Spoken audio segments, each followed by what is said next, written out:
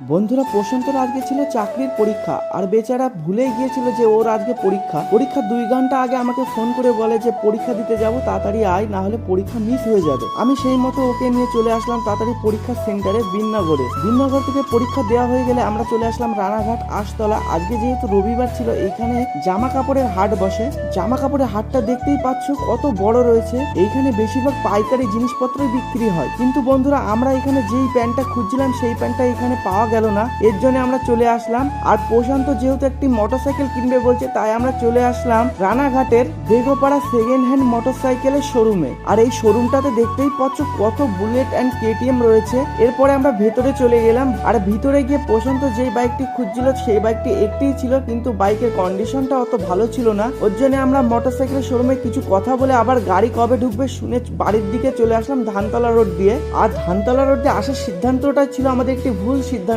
কারণ ধানতলা রোডে আজকে চলছিল মহিলাদের মিছিল। 1 ঘন্টারও বেশি সময় লেগে গেল আমাদের 1 কিলোমিটার পথ অতিক্রম করতে। এই ভিড় ঠেলতে ঠেলতে আমি এখন বাড়ি যাই। তোমাদের যদি এরকম ভিডিও আরো দেখতে চাও, আমার চ্যানেলটাকে সাবস্ক্রাইব করতে পারো। সাবস্ক্রাইব করতে গেলে কিন্তু টাকা লাগে না বন্ধুরা।